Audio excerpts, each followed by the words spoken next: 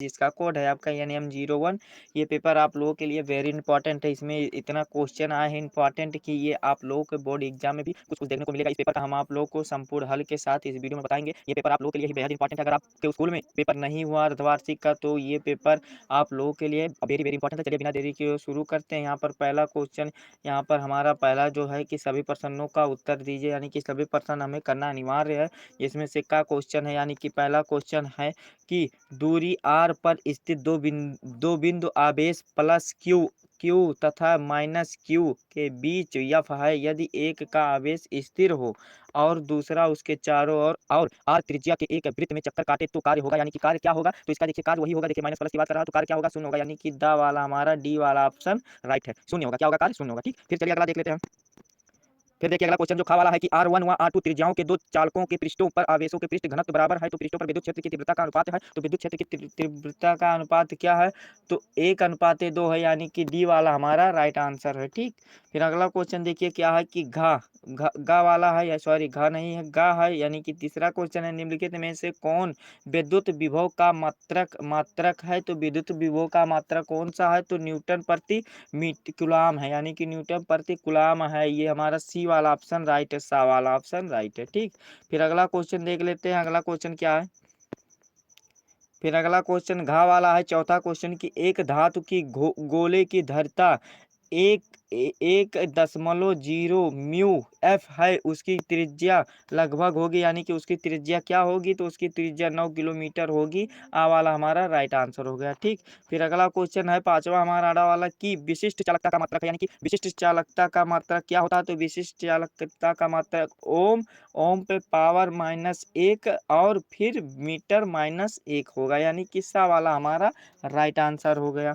फिर पांचवा क्वेश्चन देख लेते हैं चा वाला कि एक सेल, सॉरी ये 6 वाला क्वेश्चन है, छठवां कि एक सेल का विद्युत वाहक बल ई वोल्ट है, जब इसे लघुपथिक कर देते हैं तो इसका टर्मिनल वोल्टेज होगा, यानी कि इसका टर्मिनल वोल्टेज क्या होगा, शून्य होगा, यानी कि 0 होगा। दा वाला हमारा राइट आंसर हो गया। और आप लोगों को बोर्ड एग्जाम में भी 6 MCQ यानी कि 6 बहुविकल्पीय, 4 से 5 या 6 तक बहुविकल्पीय प्रश्न देखने को मिलेगा। इसमें 6 बहुविकल्पीय प्रश्न दिए गए थे। MCQ मल्टीपल चॉइस क्वेश्चन, उसका हम आप लोगों को आसान तरीके से आंसर को बता दिए हैं। 6 नंबर यहाँ से आप लोगों का कंप्लीट हो गया। चलिए अगले प्रश्न की ओर बढ़ते हैं।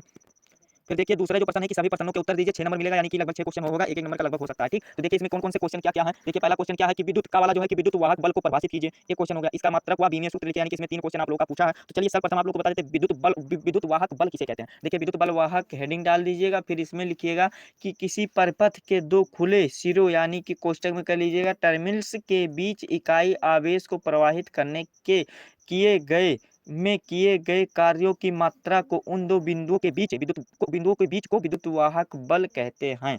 ये हमारा इसका परिभाषा होगा। फिर क्या इसमें पूछा है, क्या पूछा है इसमें देखिए कि इसका मात्रक क्या होता है, तो विद्युत वाहक बल का SI मात्रक वोल्ट होता है, जिसे V से प्रदर्शित करते हैं। ठीक, और फिर हमारा अगला क्या पूछा है, बीमीय सूत्र पूछा, तो विद्युत वाहक बल का बीमीय सूत्र ml² यानी कि पावर 2 रहेगा, ml और t पे पावर -3 और a पे पावर -a, यानी कि देखिए इस प्रकार से आप लोगों को लिख करके बता देते हैं। इसका बीमीय सूत्र क्या होता है, ml और फिर पावर -2, यहाँ पर माइनस नहीं रहेगा, यहाँ पर देखिए माइनस नहीं रहेगा, सिर्फ 2 रहेगा, और फिर टी पे पावर -3, फिर ए पे पावर -1 रहेगा, यहाँ पर 1 रहेगा। ठीक, इस प्रकार से आप लोग का बीमीय सूत्र हो जाएगा। फिर अगला क्वेश्चन देखिए क्या है, खा वाला पूछा है कि धारा घनत्व जे विशिष्ट चालक तथा विद्युत क्षेत्र में संबंध लिखो, यानी कि इसमें संबंध लिखना है, तो इसमें लिख दीजिएगा। सर्वप्रथम लिखिएगा कि किसी पदार्थ, यानी कि कोष्टक में कर लीजिएगा, चालक का विशिष्ट चालकता उसके धारा घनत्व तथा विद्युत क्षेत्र के अनुपात के बराबर होता है, यानी कि किस प्रकार बराबर होता है, तो विशिष्ट चालकता बराबर, यानी कि सिग्मा बराबर, क्वेश्चन में कर लीजिएगा, सिग्मा बराबर क्या होता है कि धारा घनत्व, यानी कि धारा घनत्व I बराबर, यानी कि जे बराबर, सॉरी धारा घनत्व जे बटा विद्युत क्षेत्र, यानी कि ई हो जाएगा, यानी कि आप लोग को इस प्रकार से भी लिख सकते हैं अगर लिखना चाहे कि पाई, यानी कि सिग्मा बराबर जे अपान, यानी कि जे अपान क्या हो जाएगा, ई हो जाएगा। ठीक, ये हमारा फार्मूला होगा, इसके बराबर। अगर आप पक्षांतर करना चाहे तो इस प्रकार से भी कर सकते हैं, सिग्मा इंटू ई, इस प्रकार से भी लिख सकते हैं, जो भी लिखेंगे आप लोग का सही जाएगा। ठीक, ये हमारा हो गया संबंध, ये वाला भी कंप्लीट हो गया। फिर अगला हमारा गा वाला पूछा कि विभवमापी के 10 मीटर लंबे तार के सिरों के बीच 10 वोल्ट के विभवांतर लगाया जाता है, तो विद्युत क्षेत्र की तीव्रता ज्ञात कीजिए, यानी कि इसका तीव्रता ज्ञात करना है, तो इसका तीव्रता क्या आ जाएगा, लगभग इसका 1 आएगा या 0 आएगा, ये आ सकता है। 1 आएगा, वैसे तो लग रहा है हमें भी कि 1 आएगा या 0 आएगा, ऐसे आएगा, तो इसको सॉल्व कर लीजिएगा। फिर हमारा ये वाला देखिए क्या कि 81 ओम प्रतिरोध प्रतिरोध का धारा मापी 1 एम्पीयर यानी कि एम्पीयर धारा के लिए पूर्ण विक्षेप हो, तो इसे 10 एम्पीयर के नापने के लिए इसके साथ कितना सख्त सख्त लगाना होगा। तो ये वाला भी कर लीजिएगा आप लोग, इसको लगा लीजिएगा। चलिए अगला क्वेश्चन की ओर बढ़ते हैं। अगला क्वेश्चन देखिए क्या है कि एमकेएस पद्धति में एल अपान आर, यहाँ पर देखिए बीच में अपान है, एल अपान के मात्रक एवं बीमा क्या है, यानी कि इसकी मात्रक और बीमा क्या है। तो देखिए सर्वप्रथम बता देते यल क्या है जानते हैं, अधिष्ठापन है, अधिष्ठापन है यल, और आर क्या है, प्रतिरोध है। तो इसका मात्रक क्या होता है, सेकंड होता है बस, और इसका मतलब बीमीय क्या हो जाएगा, टी हो जाएगा। सेकंड का क्या होता है, टी हो जाएगा। बस ये हमारा आंसर हो गया, और कुछ नहीं करना था, कंप्लीट हो गया। फिर क्या वाला है समीकरण, इसको इतना को यानी कि वी बराबर 200 √2 साइन 450 पाई एल वोल्ट है। तो प्रत्यावर्ती धारा के स्रोत की आवृत्ति के वर्ग के मध्य मूल के मान की गणना कीजिए। तो इसको भी कर लीजिएगा। फिर अगला क्वेश्चन हमारा आ जाता है तीसरे क्वेश्चन पे, सभी प्रश्नों को उत्तर दीजिए। तो यहाँ पर 8 नंबर आप लोग के इसके निर्धारित किए गए हैं। तो पहला क्वेश्चन आ जाता है का वाला कि विद्युत क्षेत्र की तीव्रता की परिभाषा बताओ और इसका मात्रक एवं विमीय सूत्र बताओ। तो चलिए इसका बता देते हैं। विद्युत क्षेत्र की तीव्रता बता देते हैं, किसे कहते हैं, हेडिंग डाल दीजिएगा। इतना हेडिंग डालना है, विद्युत क्षेत्र की तीव्रता। ठीक, इसमें लिखिएगा कि विद्युत क्षेत्र के किसी बिंदु पर रखा एकांक धनावेश जितने बल का अनुभव करता है उससे उसे उस बिंदु पर स्थित क्षेत्र की तीव्रता कहते हैं।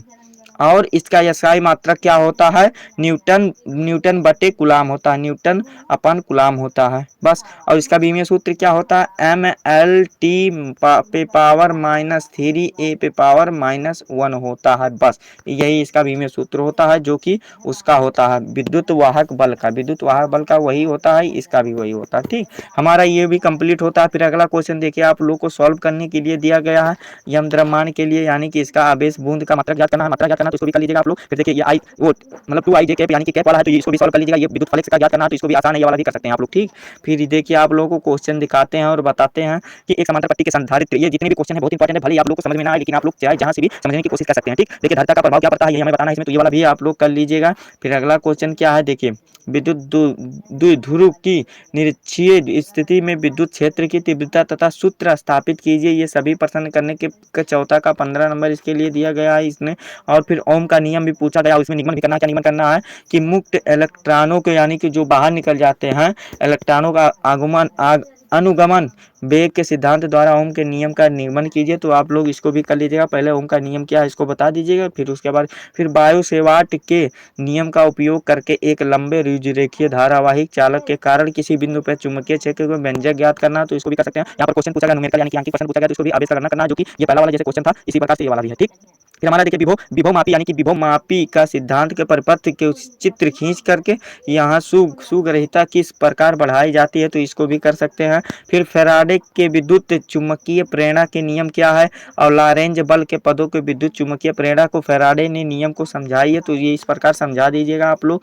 फिर अगला क्वेश्चन देखिए क्या है, यहाँ पर न्यूमेरिकल दिया गया, तो इसको भी कर लीजिएगा। आवेश ज्ञात करना, इलेक्ट्रॉन का विशिष्ट आवेश ज्ञात करना है। फिर यहाँ पर स्थापित सूत्र को ज्ञात करना, तो इसको भी कर लीजिएगा। फिर सिद्ध करना है यहाँ पर निरक्षीय स्थिति में किसी बिंदु के विद्युत ध्रुवीय द्वारा विद्युत विभव शून्य होता है। तो शून्य होता है, तो अगर होता होगा तो शुद्ध कर दीजिएगा किस प्रकार से होता है। फिर कोई एक खंड करना है, यहाँ पर 5 नंबर इसके लिए दिए गए हैं, यानी कि हम कह सकते हैं दीर्घ उत्तरीय प्रश्न दिए गए हैं। चाहे आप न्यूमेरिकल लगाए चाहे आप सूत्र का व्यंजक का निगमन करें, आप लोगों को समांतर प्लेट संधारित्र की धारिता के लिए व्यंजक का निगमन कीजिए, इसकी धारिता कैसे बढ़ाई जा सकती है इस प्रकार से ये वाला भी कर लीजिएगा। 5 नंबर अगर आपको पता नहीं आ रहा तो यहाँ पर देखिए ऑफर दिया गया कि आप लोग इसको मतलब कुंडली के प्रतिरोध यानी कि आर का प्रत्यय ज्ञात कीजिए, यानी कि इस प्रकार से ये वाला भी कर सकते हैं आप लोगों को। फिर देखिए आपकी प्रेरणा क्या है इसके बारे में बता करके उदाहरण की परिघटनाओं को समझा करके आप लोग ये वाला भी कर सकते हैं। ठीक, फिर 8वें नंबर पे आता है कोई एक खंड करना है, यानी कि एक ही को हमें करना है। 5 नंबर इसके दिया गया है। तो ये वाला ट्रांसफर की रचना, या ट्रांसफर आप लोग को बेहद इंपॉर्टेंट है। ट्रांसफर का आप लोग को रचना और कार्यविधि का वर्णन कीजिए।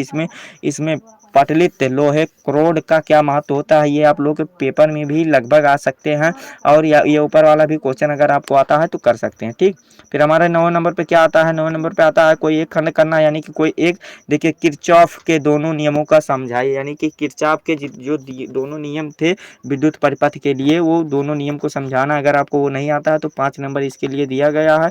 और नीचे वाला भी कर सकते हैं कि आंशिक रूप से पराविद्युत द्वारा भरे समांतर प्लेट धरित्र की धारिता के लिए सूत्र स्थापित कीजिए। इसके लिए आप लोगों को 5 नंबर दिया गया, यानी कि अथवा करके दिया गया। ये इस प्रकार से आप लोगों को भौतिक विज्ञान कक्षा 12 का आप लोगों को समझा दिया, बता दिया। आप लोगों को वीडियो कैसा लगा कमेंट करके हमें जरूर बताइएगा। अगर आप हमारे